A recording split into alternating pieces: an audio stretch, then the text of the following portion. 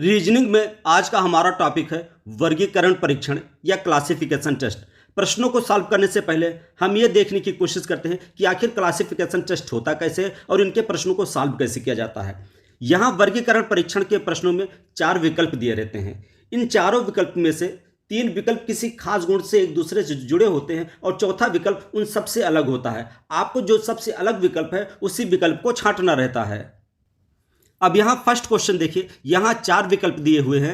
ए 27 है, बी 125 है, सी 121 है और डी 216 है। अगर आप इन विकल्पों को ध्यान से देखते हैं तो आप क्या पाते हैं, 27 ये 3 की घात 3 बराबर 27 होता है, 125 5 की घात 3 बराबर 125 होता है और ये 6 की घात 3 बराबर 216 होता है। जबकि 121 ये किसी की घात 3 बराबर 121 नहीं होता है, 11 का वर्ग बराबर 121 होता है। अब देखिए आप, यहाँ की घात 3 है, इधर भी घात 3 है, इधर भी किसी संख्या घात 3 है और जबकि यहाँ घात 2 है। यहाँ सबसे अलग आपको दिख रहा है ऑप्शन सी, तो ऑप्शन सी आपका राइट आंसर हो जाएगा।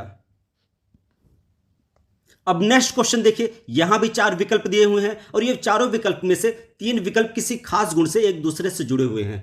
आपको उसी खास गुण को यहां ढूंढना है। जैसे यहां ऑप्शन ए में देखिए 253 है, बी में 473 है, सी में 143 है और डी में 633 है। अगर आप ऑप्शन ए देखते हैं तो यहाँ पहला अंक है 2, उसके बाद इकाई का अंक है 3, दहाई का अंक है 5। अगर आप सैकड़ा और इकाई के अंक को जोड़ देते यानी 2 धन 3 कर देते हैं, आपको दहाई का अंक मिल जा रहा है। ऑप्शन बी में देखिए सैकड़ा का अंक है 4, इकाई का अंक है 3। अगर आप 4 और 3 को जोड़ देते हैं तो आपको दहाई का अंक 7 मिल जाता है।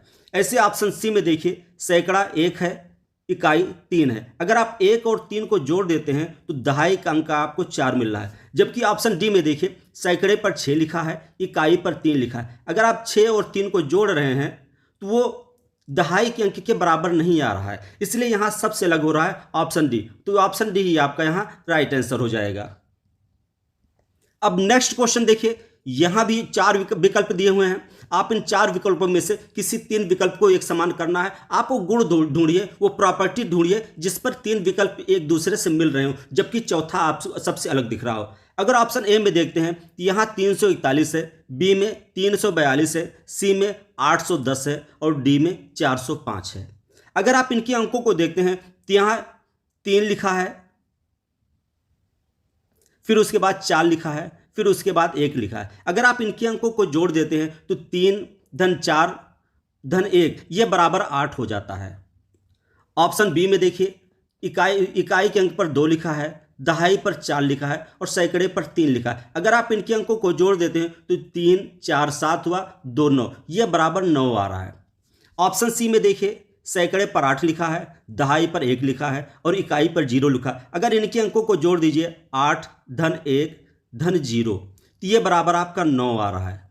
अब ऑप्शन डी में देखिए यहाँ सैकड़े पर 4 लिखा है, दहाई पर 0 लिखा है, इकाई पर 5 लिखा है। अगर आप 4 धन 0 धन 5 जोड़ रहे हैं तो आपको 9 मिल रहा है। अब इसी से देखिए यहाँ ऑप्शन सी, बी और ए ये तीनों किसी खास गुण से मिल रहे हैं। क्या मिल रहे हैं, इनके अंकों को जोड़ने पर इसका जोड़ 9 आ रहा है, जबकि ऑप्शन ए में इनके अंकों को जोड़ने पर जोड़ 8 आ रहा है। तो यहाँ दिख रहा है कि सबसे अलग ऑप्शन ए है। ऑप्शन ए आपका यहाँ राइट आंसर हो जाएगा। अब नेक्स्ट क्वेश्चन में चारों विकल्पों को देखिए, ए बराबर 700 है, बी बराबर 250 है, सी बराबर 350 है और डी बराबर 640 है। अगर आप इनके अंकों को जोड़ते हैं तो यहाँ 7 धन 0 धन 0 ये बराबर 7 आ रहा है। यहां देखिए आप, यहां भी इनके अंकों को जोड़िए। अब नेक्स्ट में अंकों को जोड़िए, यहां हो रहा है 2 धन 5 धन 0 ये भी 7 आ रहा है। जबकि ऑप्शन सी में अगर अंकों को जोड़ते हैं तो हो जाता 3 धन 5 धन 0 और ये बराबर 8 आ रहा है। डी में 6 धन 4 धन 0 ये बराबर 10 आ रहा है।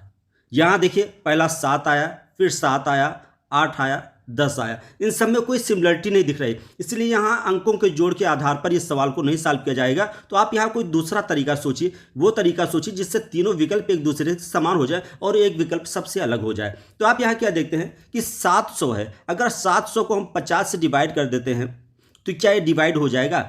यानी कुल कुल मिलाकर 50 से डिवाइड करते हैं तो डिवाइड हो रहा है। ए भी देखिए 50 से डिवाइड हो जा रहा है, यहाँ देखिए ए भी 50 से आपका डिवाइड हो जा रहा है, जबकि 640 देखिए क्या ए भी 50 से डिवाइड होता है, ये नहीं हो रहा है। तो यहाँ सबसे अलग हो रहा है ऑप्शन डी, तो ऑप्शन डी यहाँ आपका राइट आंसर है।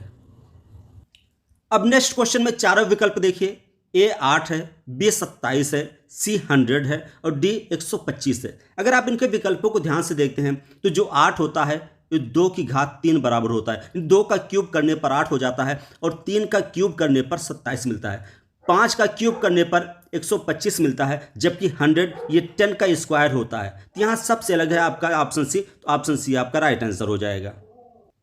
अब हम नेक्स्ट क्वेश्चन देखते हैं। यहाँ ऑप्शन ए में 169 है, बी में 421 है, सी में 529 है और डी में 289 है। अगर इन ऑप्शन को ध्यान से देखिए आप तो 169 ये 13 का वर्ग होता है, 13 का वर्ग 169 होता है और यहाँ आपका 421 है, ये किसी संख्या का वर्ग नहीं होता। 529 ये 23 का वर्ग बराबर 529 होता है और 289 ये 17 का वर्ग बराबर होता है 289। तो जितने भी ऑप्शन ए, सी और डी हैं, ये जो भी नंबर दिया है ये किसी न किसी संख्या का वर्ग है, जबकि बी में ऐसा नहीं है। तो यहाँ सबसे अलग ऑप्शन बी है, ऑप्शन बी आपका राइट आंसर होगा। अब नेक्स्ट क्वेश्चन देखिए, ऑप्शन ए में 1 है, बी में -2 है, सी में -3 है, डी में 5 है। अगर आप इन नंबर्स को ध्यान से देखें तो सभी के सभी नंबर कोई विषम संख्या है और साथ ही साथ एक ये ऑप्शन सी और डी ये सब पॉजिटिव नंबर है। -1 -3 कितना हो जाएगा, ये बराबर 3 हो जाएगा। तो ऑप्शन ए, सी और डी के नंबर पॉजिटिव नंबर है, जबकि ऑप्शन बी के नंबर निगेटिव है। तो यहाँ सबसे अलग ऑप्शन बी है, ऑप्शन बी आपका राइट आंसर हो जाएगा। नेक्स्ट क्वेश्चन देखिए, यहाँ चारों विकल्पों को ध्यान से देखिए, ए बराबर 25 है, बी 49 है, सी 9 है और डी 8 है। यहाँ अगर इन विकल्पों को देखते हैं तो 25 ये 5 का वर्ग बराबर 25 हो जाता है, 49 7 का वर्ग बराबर 49 हो जाता है, 9 3 का वर्ग बराबर 9 होता है, जबकि 8 ये 2 की घात 3 बराबर 8 होता है, ना कि 8 किसी संख्या का वर्ग है। तो यहाँ सबसे अलग ऑप्शन डी दिख रहा है, ऑप्शन डी आपका राइट आंसर होगा। अब नेक्स्ट क्वेश्चन देखिए, यहां भी 4 विकल्प दिए हैं, आपको सबसे अलग वाला विकल्प छांटना है। तो यहां देखिए ए बराबर 18 दिया है, बी 45 है, ऑप्शन सी 54 है, डी 55 है। अगर आप इनके विकल्पों को देखते हैं तो अगर आप इनके अंकों को जोड़ने की कोशिश करिए तो 1 धन 8 ये बराबर 9 हो रहा है। ऑप्शन बी में इकाई दहाई के अंकों को जोड़िए, 4 धन 5 ये भी बराबर 9 हो रहा है। ऑप्शन सी में 5 धन 4 ये भी आपके 9 के बराबर आ रहा है, जबकि ऑप्शन डी में 5 धन 5 ये बराबर 10 हो रहा है। तो यहाँ सबसे अलग क्या है, ऑप्शन डी है, क्योंकि सभी ऑप्शन में दोनों इकाई और दहाई के अंकों को जोड़ने पर 9 मिल रहा है, जबकि ऑप्शन डी में ये 10 मिल रहा है। तो यहाँ सबसे अलग ऑप्शन डी है, तो ऑप्शन डी आपका राइट आंसर है। अब नेक्स्ट क्वेश्चन देखिए, यहां भी 4 विकल्प दिए हैं, आपको सबसे अलग वाला विकल्प यहां भी छांटना है। ऑप्शन ए 61 दिया है, बी 51 दिया है, सी 97 दिया है, डी 89 दिया है। अगर आप इन सारों 4 विकल्पों को देखते हैं तो आप क्या पाते हैं, ऑप्शन ए का जो विकल्प है 61 है, ये एक अभाज्य संख्या है, ये किसी से भी नहीं विभाजित होती। ऑप्शन बी में जो नंबर दिया है 51 ये 17 से कट जा रही है, 17 से विभाजित हो जा रही है। ऑप्शन सी की जो नंबर है ये भी किसी संख्या से नहीं विभाजित होते हैं। ऑप्शन डी के नंबर ये भी किसी संख्या से विभाजित नहीं होते। तो 61 97 89 ये अभाज्य संख्या है, जबकि 51 भाज्य संख्या है। तो यहाँ सबसे अलग है 51, इसलिए आंसर ऑप्शन बी आपका राइट आंसर है। अब नेक्स्ट क्वेश्चन को देखिए, ऑप्शन ए में 8 है, बी में 27, सी में 49, डी में 216। ए, बी और डी देखिए ये किसी न किसी संख्या के क्यूब हैं। तो 8 2 का क्यूब है, 27 3 का क्यूब है, 216 6 का क्यूब है, जबकि 49 ये 7 का वर्ग है। तो यहाँ सबसे अलग है ऑप्शन सी आपका राइट आंसर है। अब नेक्स्ट क्वेश्चन देखिए, यहां 4 विकल्प दिए हैं, ए गोरखपुर, बी बांदा, सी मेरठ, डी पटना। इन विकल्पों में गोरखपुर, बांदा, मेरठ ये उत्तर प्रदेश का कोई ना कोई शहर है, जबकि ऑप्शन डी पटना ये बिहार की राजधानी है। यहाँ सबसे अलग है ऑप्शन डी आपका राइट आंसर है।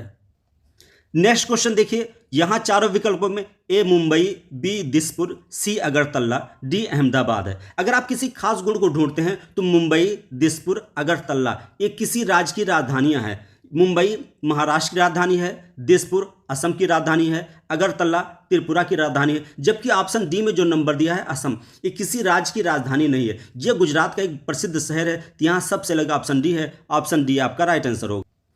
नेक्स्ट क्वेश्चन देखिए, यहाँ चारों विकल्पों में ए भिंडी, बी टमाटर, सी आलू और डी पत्ता गोभी। यहाँ चारों विकल्पों में कुछ सब्जियों के नाम है और इन सब्जियों की खास बात यह है कि भिंडी, टमाटर और पत्ता गोभी ये जमीन के ऊपर पैदा होने वाली फसल है, जबकि आलू ये जमीन के नीचे पैदा होती है। यहाँ सबसे अलग क्या है, ऑप्शन सी आलू है, जो जमीन के नीचे पैदा होती है, इसलिए आपका आंसर हो जाएगा ऑप्शन सी आलू। नेक्स्ट क्वेश्चन देखिए, और इनमें उस खास गुण को ढूंढने की कोशिश करिए जिस पर तीनों एक जैसे हैं, एक सबसे अलग है।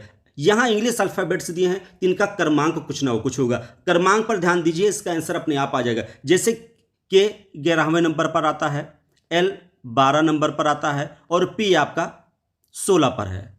यहाँ बी दूसरे नंबर पर है, सी तीसरे क्रमांक पर है और एफ आपका ये छठे क्रमांक पर है।